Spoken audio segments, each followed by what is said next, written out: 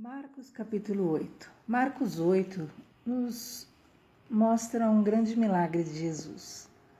Estava uma multidão com fome diante do Senhor e Jesus, vendo aquela escassez e o povo em jejum que estava prestes a desfalecer, diz para os discípulos alimentarem a multidão. E eles pegaram alguns peixinhos, alguns pãezinhos, e Jesus apresentou ao Pai e aquilo se multiplicou e alimentou toda a multidão. E aqui Jesus nos ensina claramente que, na verdade, depende da ação humana, o desejo, o amor, a caridade. E o mais Deus faz em prol do seu povo, dos necessitados. Em seguida, após esse milagre, eles saíram e entraram no barco. E lá no barco eles notaram que não tinham levado pão. Olha só que interessante, né? E eles se esqueceram e eles começaram a falar, né, sobre o pão, e Jesus ficou indignado, porque eles tinham acabado de ver um grande milagre e, no entanto, estavam preocupados de novo com o pão.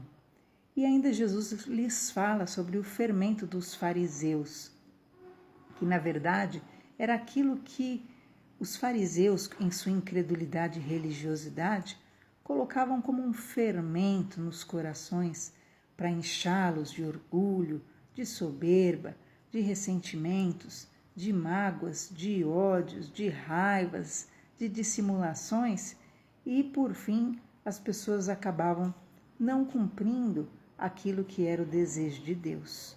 Mas os discípulos não compreendiam nada. Jesus ainda tenta ensinar-lhes. Então vem até ele um cego.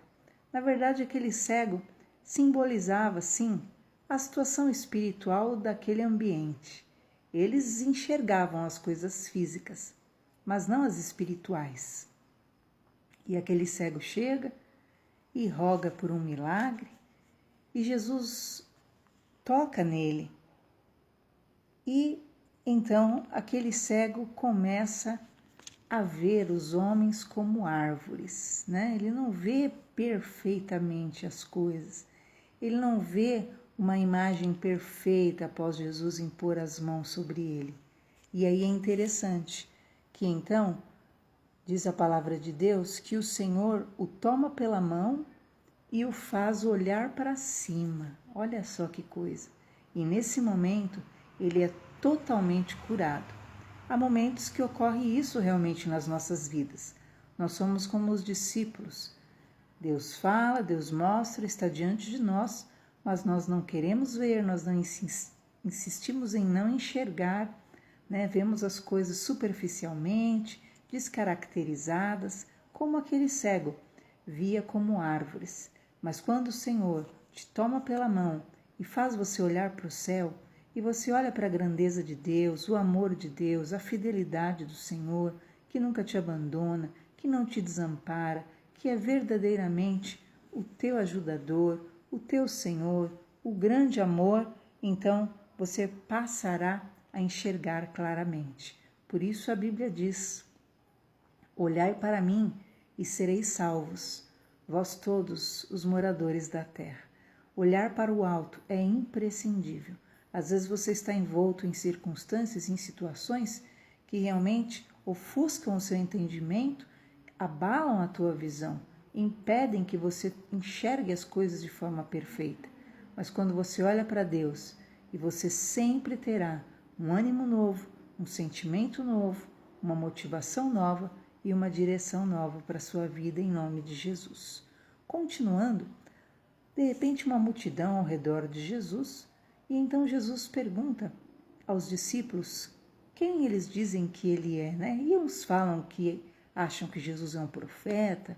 E por fim Pedro confessa: tu és o Cristo, ou seja, o ungido de Deus.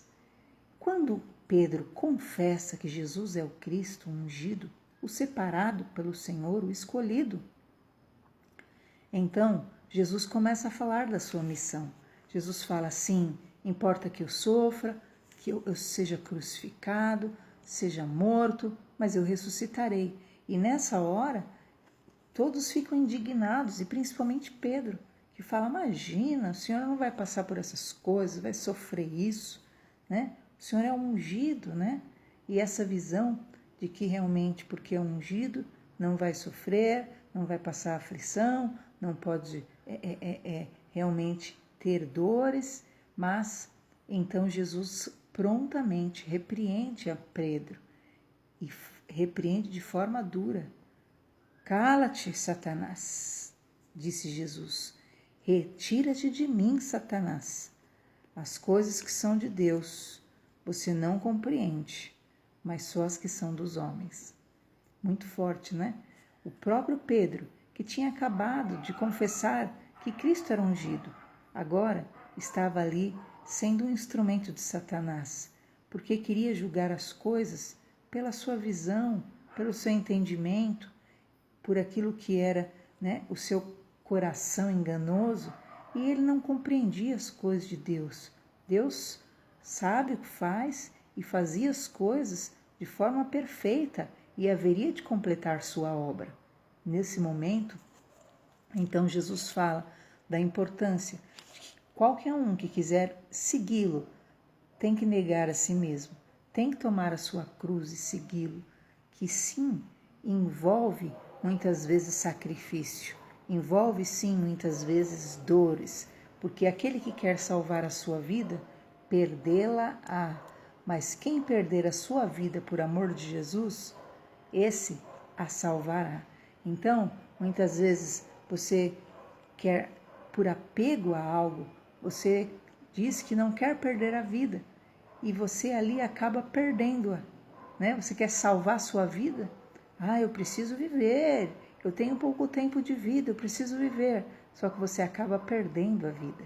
Mas aquele que perde a vida por Jesus, aquele que renuncia, entende o tempo do Senhor para si, o Senhor o abençoará.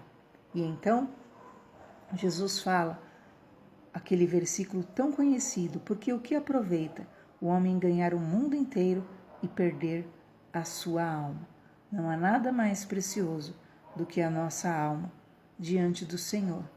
E a geração adúltera, pecadora, que se envergonha de Jesus, pede um sinal, Jesus diz, mas nenhum sinal lhe será dado, a não ser a vinda realmente em glória do Filho de Deus com os santos anjos. Quer dizer, todo olho o verá, todo joelho se dobrará. Só no final dos tempos, todos verão e saberão que verdadeiramente Jesus Cristo é o que foi enviado por Deus para a salvação dos homens. Que você possa crer enquanto há tempo, que você possa realmente tomar sua cruz, né? É perder a sua vida, entre aspas, momentaneamente, para que você possa salvá-la diante de Deus. Que os seus olhos possam se abrir de toda cegueira, obstinação, orgulho, mágoa, maldade, e que você possa ver o reino dos céus. Olhe mais para o alto, busque as coisas do alto e não as que são aqui da terra, porque tudo passa, mas aquele que faz a vontade do Senhor, esse permanece para sempre, porque a palavra de Deus é eterna. Deus abençoe em nome de Jesus.